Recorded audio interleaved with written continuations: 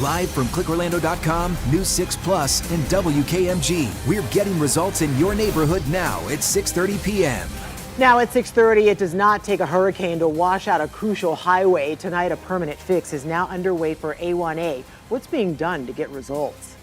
Good evening. This is News 6 at 6:30, getting results. Thanks for joining us here live on News 6 Plus. I'm Justin Mormon. And I'm Ginger Gadsden. One local city spent tax dollars that was supposed to make downtown more comfortable, adding benches.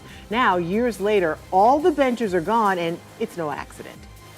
Yes, I'm totally for the removal of the benches. There was a lot of loitering that was happening on the benches, a lot of trash. How Melbourne's Main Street is trying to balance comfort for shoppers while keeping a homeless problem out of sight. What the city is doing to help the homeless. Also, the hidden history of a fragrant place where some people party near the sulfur water. One of our top trending stories, the truth behind Ginger Beer Springs and why you should stay away. But we start now at 6:30 tonight with new twists, new charges, and a new name who may be linked to a carjacking caught on camera that ended in murder. For the first time, Seminole County Sheriff says one of the players in this complicated saga will face federal charges linked to the death of 31-year-old Catherine Aguas Vivas. We also have a potential motive. Sheriff Dennis Lima says anyone who has followed this case can see it's about drugs and money. News 6's Catherine Silver walks us through all of these new developments. The sheriff gave us one of the most significant updates in this case so far. He says his detectives think they know who the suspects are in that video of the armed carjacking. We're going to walk you through this as simply as we can. First off, there is Jordanish Torres Garcia. Deputies believe he's the guy with the gun you see here committing this crime. Now, he's already in custody on federal gun charges, but the sheriff says he will now be charged with carjacking involving death. Then we have Kevin Ocasio-Justiano. The sheriff is calling him Kivo. He says he believes he was driving that green Acura that followed Catherine Aguas Vivas. They think he kept following her white Dodge Durango after the gunman got into her car, and ultimately they found her dead in Osceola County.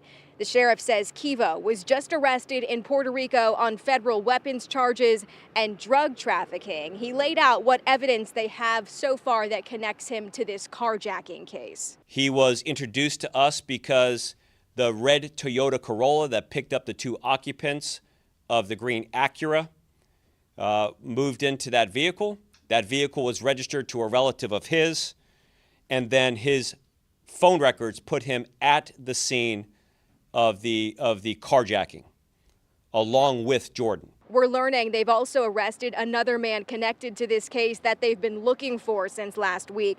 The sheriff says Giovanni Crespo Hernandez may have been one of the last people to speak with Catherine Aguas Vivas on the phone as she was driving here to Seminole County from South Florida nearly 2 weeks ago now. He faced a judge Tuesday afternoon on drug charges, including trafficking fentanyl. So detectives are getting closer to solving this case, and the arrests they have made so far are a result of cell phone records, pictures, and other evidence they've acquired through this investigation.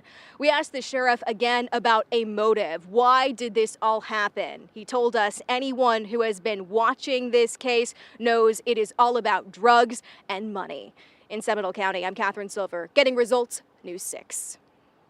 Thank you, Catherine. And as we keep mentioning, there are a growing number of people involved in this widening investigation. And today we learned the victim's brother and father are no longer cooperating. For an in-depth look at what we know about the players in the murder of Catherine Aguas Vivas, look inside our story on the homepage of clickorlando.com. Our other top story tonight. Right now, a debate is underway on whether to ask taxpayers to spend a half penny from each dollar to fix failing schools. For months now, News 6 investigators have explained how at least 2 local districts are struggling with aging classrooms. Tonight's school board debate is in Orange County, where problems will get worse if a half-cent sales tax expires. News 6's Troy Campbell is at the school board meeting in downtown Orlando tonight. So, Troy, help us understand what's at stake here. Well, according to the school district, they say with the rapid growth of Central Florida, this half-a-cent sales tax, that's what they use to construct new schools and maintenance on current schools. The board is meeting right here behind me. Tonight is when they are expected to make a decision on whether to include a proposed half-a-cent sales tax extension on the November ballot. Now, the district says, according to a recent survey that they did with parents, they said that they overwhelmingly expressed concern about deteriorating school facilities over all other concerns, including school safety. The district says since the passing of the last half-cent sales tax extension in 2014, it's been the main source of revenue for the district to address new schools, maintenance on current ones. With about 215,000 students in the district and rapid growth here in Central Florida, the district says those costs are rising. For example, you want to invest back in your facilities, invest in those assets, making sure that they're taken care of long term. A lot of these may have been renovations that took place just before the original sales tax. So looking at long-term projections, how we're looking at our major renovations, addressing those issues are going to be critical to the plan moving forward. So again, the school board is expected to decide tonight on whether to include the extension of the sales tax on the November ballot. We plan to be here when they make that decision. Live in Orlando, Troy Campbell, Getting Results News 6. Thank you, Troy. Another top story at 6:30, a push between comfort for shoppers and keeping a homeless problem from getting out of hand. Benches installed around downtown Melbourne for visitors and shoppers more than a decade ago are no longer there. Talking about the benches along East New Haven Avenue, right in the heart of downtown. And News 6's James Sparvero explains why they disappeared and why many hope they don't come back. So if you've walked around downtown Melbourne since December, maybe you've noticed there aren't any benches on the sidewalk anymore. The city put in the old benches like this one back in 2012. Now they're gone, and the homeless are being blamed. There was a lot of loitering that was happening on the benches, a lot of trash. It's Kim Agee's job to bring people downtown, and now Melbourne Main Street says businesses and their customers are much happier that the homeless aren't sitting on the benches for hours each day and sleeping on them at night. It's been very positive. Obviously, we want benches downtown. We want to have places for the community to be able to sit and relax and visit with one another, but that wasn't happening. That wasn't available to them. Yes, I'm totally for the removal of the benches. Vice Mayor Yvonne Minus made some of the same points that Kim talked to me about. There were many issues taking over the benches where the residents or the business customers could not find anywhere to sit. If someone were to see this story and think, this is taking it too far perhaps, just give them a place to sit, what would you say to them? Well, they have plenty of places to sit and enjoy themselves. They're in our parks, they're along all different areas throughout our community. We're just trying to make sure that the businesses' interests are also protected. Would you ever like to see benches come back downtown? Definitely, I am in total support of helping our homeless, but it has to be conducive also to our business owners. The city continues to say its long-term plan to help homelessness will be building an affordable housing community called Providence Place. It would replace this soup kitchen and shelter, the Daily Bread, which is walking distance from downtown. In Melbourne, Brevard County, I'm James Sparvero, Getting Results News 6. A long-awaited project to reinforce A1A in Flagler and Volusia counties has officially started. A road undermined by erosion from hurricanes like Ian and Nicole. Sky 6 took a look at crews dug into the sand on the side of the road. This is where they will be putting in 2 buried seawalls in southern Flagler Beach and northern Ormond by the Sea. And as News 6's Molly Reed explains, it's something that has people who live there breathing a sigh of relief. Well, the sight of road construction might be a headache for some people, but for the residents who live here along the stretch of A1A in Flagler Beach, this site is like Christmas Day, they tell me. The dune system along this stretch of the road is so fragile from hurricanes in recent years that just last week, a small storm surge caused a washout into the road. FDOT says that these new buried seawalls they're putting in are going to prevent that from happening in the future. We are on this little barrier island, and there's nowhere else for A1A to go other than, close us down and tell you, hey, get out. You know, your condo is worthless now. The seawall it's encouraging. It's a fight FDOT, Flagler, and Volusia counties have been battling for years. Storm surges versus A1A, often making temporary fixes with boulders and sand. But now they're finally going for the permanent solution. It'll actually be buried it'll actually be covered with sand and also with vegetation. FDOT's first 1.3-mile stretch is from South Central Avenue in Flagler Beach to just north of Highbridge Avenue in Ormond by the Sea. Now, right now, the crews who are out here are working on building a platform. Then next month, they'll start drilling to put the cement in before finishing this stretch this fall. Then they'll move on to that second wall they're going to build down in Ormond by the Sea. The whole project, FDOT says, is going to cost about $117 million, but they say it's a proven method to stop the washouts. North of Flagler Beach, there's actually a secant wall that's already in place. There hasn't been any washouts in that area, so this is a proven method. The second 1.3-mile buried wall will be put in from Sunrise Avenue to Marlin Drive in Ormond by the Sea. That will begin summer of 2024, and that will be complete by fall of 2025. In Flagler Beach, I'm Molly Reed, getting results, News 6. Now, the state DOT tells Molly several walkovers in these areas will be closed until it is complete. Justin? Well, no surprise, Ginger. It's one of the top trending stories tonight on ClickOrlando.com, the latest launch to light up the sky. 3, 2, 1. Engine full power. And liftoff. Go Falcon, go Starlink. We brought it to you live from the Cape on News 6 at 6. A SpaceX Falcon 9 lifted off from Launch Complex 40 right on time at 6:17. On board another 23 Starlink internet satellites. About 8.5 minutes later, the rocket's first stage touched down on a drone barge ship out in the Atlantic. This is the 9th launch and landing for this booster. And launches always draw a big crowd, even if this is the 7th SpaceX launch in Florida just this month. They're going to keep happening. So we're in the middle of a 9-day stretch of something that is pretty special as well. So here's the headline from meteorologist Candace Campos. Yay, wow. 10-day stretch of palindrome days is here. Palindromes, of course, are sequences of letters and numbers that are the same backwards and forwards, like taco cat. I use that phrase all the time. Date-wise, how we had a palindrome on just April 2nd. But now we have more than a week of palindromes. It started on Saturday, April 20th. And of course, today is 4/23/24.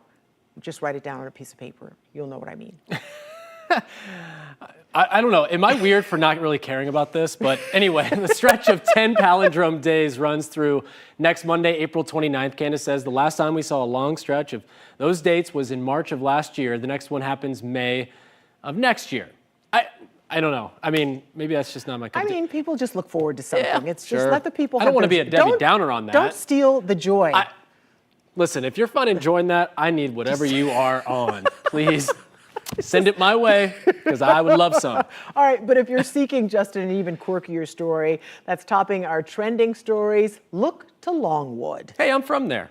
Okay. Yeah. Didn't know about this, though. Here's the headline. This ginger ale spring is hidden in the trees near I-4.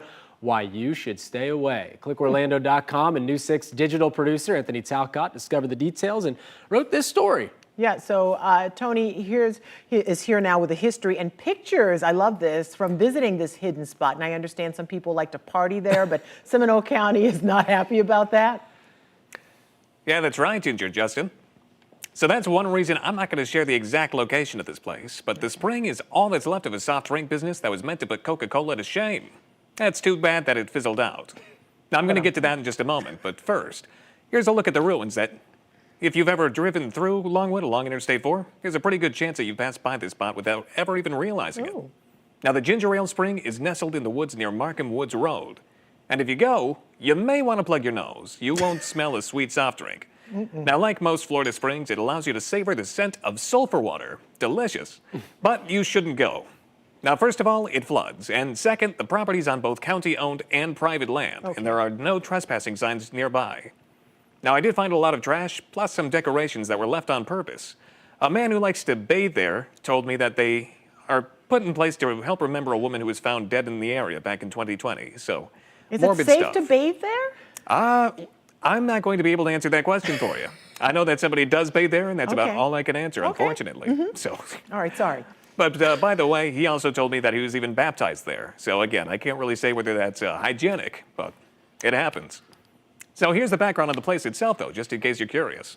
So local historian Jason Burns says that back in the 1880s, a man named Dr. Edward Beeman discovered what he called a cure for upset stomachs. Now, he used his research to create Beeman's Pepsin chewing gum, which sounds pretty good. And it also made his family extraordinarily wealthy. Now, his son raised his family in Orlando and made a fortune in real estate. His grandson took it a step further, investing in what became a weekend hotspot near Longwood called the Palm Springs. I'm sure some of you are familiar with that. Now, in 1924, the family set up a bottling plant just a little bit north of there, and that is what became the Ginger Ale Spring. Now, this advertisement promised Beeman's Palm Springs Ginger Ale would put even Coca-Cola to shame, and about that, hundreds of people called it the most delightful ale they had ever tasted. But it never made it out of what's now known as the I-4 corridor. Yeah, they shut down the plant and abandoned it just a year later. And the spring, it's all that's left. Yeah, that idea fell really flat. And those sound like, I mean, we talked about like those Google reviews that are paid, like it's the most delicious thing I've ever tasted. I don't know if you know the answer to this, but there's a Beeman something house in Audubon Park. I feel like this is it's like a dollhouse. I bet it's the same. It's got to be the same family if they invested so much here in Central Florida. You know, honestly, I wouldn't be able to answer that one specifically, but I do know that they had a lot of different properties around the area. So I'm going to look into that. Yeah. It just caught my ear when you said the name of that. And do they still sell that delicious gum, Anthony? I think they do. It's just a little bit more limited nowadays. I can't say I've ever tried it myself, but Palm Springs is now just it's a big neighborhood right along 434 near Markham Woods. And do you know that little area that he's talking absolutely, about? Absolutely. I knew a lot of people who lived in Palm Springs. So yeah, it's crazy to think of what that used to be, and the remnant's still there, obviously. Yeah. Did you ever take a dive in that little? No, I don't know where that is. I mean, Longwood, Markham Woods. I mean, I have a general idea, but I don't know where that is. That's probably best. They like it that way. I don't really care to go see the sulfur, though. But as always, thank you, sir. Of course. Yeah, no problem. And you can always find all of our top stories on the homepage of clickorlando.com. Ginger and Justin. All right, see you next time. Thanks, Tony. Well, after months of fearing the worst, good news for NASA teams aiming to get results. Voyager 1 has phoned home. Even better, it's sending back science again. Ahead on News 6 at 6:30, what it took to repair the probe that's farther from Earth than any man-made object in the universe. And a different kind of space history could be coming soon at the Cape. What Boeing is saying as it gets ready to send up astronauts on its Starliner space taxi for the very first time. Our beautiful day is winding down, heading into a lovely evening. 69 degrees by 9 o'clock. Come midnight, 63. I will be right back to pinpoint where we're going for overnight lows and how long this stretch of dry weather will continue. Have there been any changes here at Woodhill Apartments? None whatsoever.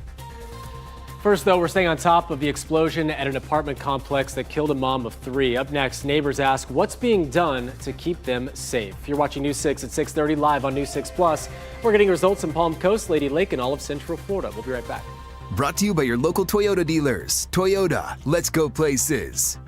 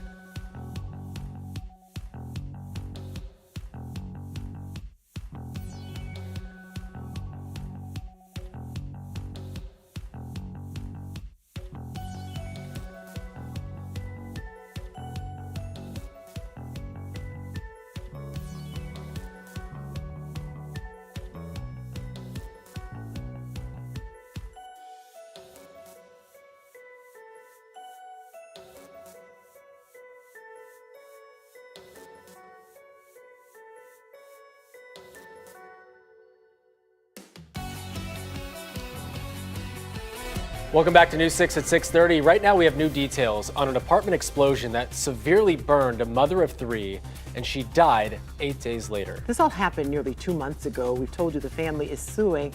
But what about the investigation itself? News 6's Emily McLeod pressed for answers and heard from concerned neighbors.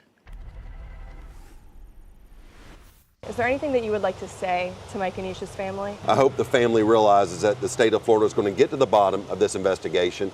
We're going to get closure, and we're going to get them some answers because they deserve to know as soon as possible to try to understand what caused this loss of this beautiful life. State Fire Marshal Jimmy Petronas responding to the investigation into the Woodhill Apartments explosion on March 1st. Mike and Nisha Moore was left with 3rd and 4th degree burns before dying in the hospital 8 days later. I thought I was going to be able to walk in there and she was going to be okay.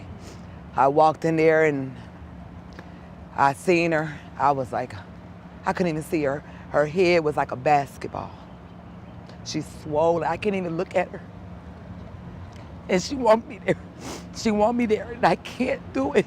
I'm trying to get the strength because I know she want me there. While the explosion is still considered a possible gas explosion, the wrongful death complaint filed by Moore's family alleges the apartment complex did not have properly plugged gas lines. Do we need to have stricter state statutes or rules surrounding routine gas line inspections at apartment complexes or businesses that use gas? Sure. So, I mean, the Department of Business Professional Regulation does a lot of those inspections. You know, I don't know what type of inspection schedule that they're on, but again, if you are creating a property that's available to the public, apartments aren't like a VRBO. Yeah. There's going to be a little bit different level of expectations and safety and security that's take place. Again, not being totally familiar with the age of the building or some of its history, you know, that's the first place I would partner up with our office if they want us to. We caught up with Woodhill Apartments resident Jacqueline Young on Tuesday to see how the community is feeling almost 2 months after the explosion. Have there been any changes here at Woodhill Apartments? None whatsoever. They send out these notices. We had a fire extinguisher inspection, but there's been nothing specifically addressing the issue. In Orange County, Emily McLeod, Getting Results, News 6. All right, a new space taxi may finally fly with astronauts on board in less than 2 weeks. This is big news. Tomorrow, Boeing Starliner spacecraft will undergo final checks to make sure the capsule is ready for the mission. It is a flight that is years behind schedule, and earlier this month, Boeing shared this video showing Starliner on the move with crews rolling out the capsule to the pad at the Cape, where it was paired with a ULA Atlas V rocket. It'll be carrying astronauts Sonny Williams and Butch Wilmore to the International Space Station. Now, Boeing and NASA have set a date of May 6th for the liftoff of its first crewed test flight. It comes almost 4 years after SpaceX first launched people aboard its Crew Dragon. We cheer for SpaceX. That's something that is very important to our country and very important to NASA to have that access. We're looking forward to providing that as well. So I don't call it frustrating at all. I think we would like to have been further along at this time. There's no doubt about that. But we're here now, and we're prepared, and we're ready to fly. Long time coming. Meanwhile, one of NASA's oldest missions is still gathering science, and that's thanks to a groundbreaking spacecraft. Yeah, this is crazy. The agency says Voyager 1 has done more than phone home. It's sending back useful data for the first time in 5 months. The spacecraft started sending back bad info back in November. It took scientists until March to realize a chip failure corrupted the flight's system's memory. Remarkably, they uploaded a patch, and now we know it worked. So that's pretty incredible, since it takes about 22 and a half hours to send a message to Voyager 1 and the same amount of time to hear back from it. That's like it's a whole day. Let's send a Raven. Then again, as of an hour ago, it was 15,124,812,000 miles from Earth. Launched in 1977 from the Cape, Voyager 1 left the solar system in 2012. Its twin, Voyager 2, is a pokey 12.6 billion miles from Earth. You could have just said far, and I would have known exactly what you're talking about. Merci. Okay, what's incredible about this is that it's so far away, they could send a fix to it. I'm starting to feel like my parents, when things didn't work around the house, they go, we can put a man on the moon, but we can't make this thing work. That's a very fitting name, Voyager. What a voyage. It's been on a been voyage, yeah. All right, Chief Meteorologist Tom Sorrells joins us now. What a day we have had. I got the opportunity to spend a lot of it outside. We were at Montverde Academy because we're going to be doing a show out there live. Beautiful today. It was beautiful. I was looking over there doing a story on the hills. It's beautiful. It was great. Tomorrow will be just as good. Let's go. Temperature readings today did well because we had no rain on radar and no real cloud cover to talk about either. Yesterday it was all covered up with the cloud cover and the misty conditions. It was kind of ugly, but today we had the one smoke plume right there, but that's kind of shut down. Water vapor put the lid on all the cloud cover, gobbled up the moisture, and man, did it feel great today. Tonight, we're going to do almost as well. Overnight low this morning dropped to 54. My forecast low for tonight is 58. Daytime high today hit 79. We will get closer to the normal of 85 tomorrow. Currently in downtown Orlando, Light Orlando delivering Hope Cam at 76 degrees at news time. Temperatures where you live, 71 right now in Daytona Beach, 68 New Smyrna, 73 in Sanford, 76 in Leesburg, and in Kissimmee, 73. Winds are dying down. We have a 14-mile-per-hour wind right now in Orlando. Compared these winds to where we were yesterday, and they've been cut in half in most spots. Not in Orlando, but on the coast. Yesterday, we had 23-mile-per-hour winds in the early part of the evening. That's over. This big ridge of high pressure is the dominant feature on the map, and it's going to stay the dominant feature on the map as it rolls its way out to the east tomorrow. Winds will veer. They were easterly, northeasterly today. Tomorrow they're easterly, southeasterly, and then southerly by the time we're all together on Thursday. The big ridge of high pressure is blocking the big storms out west from getting here. So easy living. We'll have some sunshine, a little bit of cloud cover, and we stay mild tonight, but warmer tomorrow. Low tonight will be 54 in Gainesville, 55 in the Villages, 58 in Kissimmee. And the official forecast for tonight in Orlando, clear and cool with an overnight low of 58, wind from the east 5 to 10. Here's tomorrow. Your forecast is sponsored by Florida Lottery. First thing tomorrow morning, 62, by lunchtime, 77. Daytime high tomorrow is 84. We are getting back to normal, clear, sunny. Look at the week ahead. Low tonight in Orlando, 58, 84 tomorrow, 87 on Thursday. That's the warmest day. But Friday, Saturday, Sunday, all look alike. Daytime highs in the mid-80s, lots of sunshine. 1 week from today, we're still in the 80s with a high of 87. Smooth sailing, looking good. Thank you, Tom. The Special Olympics of Florida is off to a running start. Yeah, News 6 was there as the official torch was lit ahead of the opening games. We'll take you there when News 6 at 6:30 continues in 2 minutes.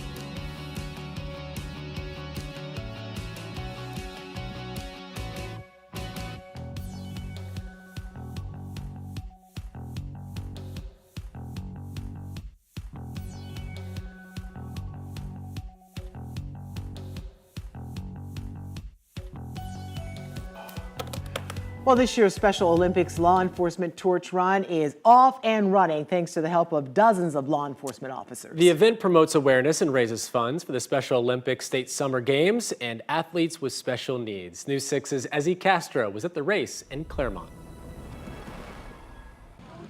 It's a tradition for Luis Martinez. Go Claremont, let's go DOC! Let's go! Let's go, let's go!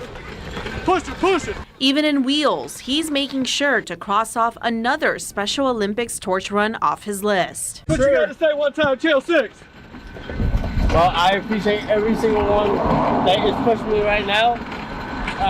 This is a dream for me, so thank you guys very much. Officers from all over Lake County gathered once again to support athletes participating in this year's Special Olympics Florida State Summer Games, set for next month. As police officers, that we can give back to the community, and especially to our Special Olympians. I know for Luis, this is very special. He was talking about the importance of, people like him.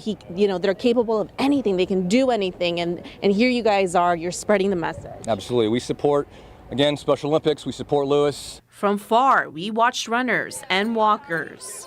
And check this out, that torch that you see right over there, that gets passed around through 67 counties in Florida leading up to the Special Olympics. It's a blessing because it shows us as athletes that the officers and everybody here today really care, and that's why I love this event, and I thank each and every one of them for helping me run and just compete. In Lake County, Ezzy Castro, get a results, News 6. Love seeing that. Good luck to all those athletes. That is for sure. And what a great support in the community. All right, thank you so much for watching News 6 at 6:30. Stream News 6 online anytime on our News 6 Plus Smart TV app. We also break news on clickorlando.com. See you back here at 11. Take care.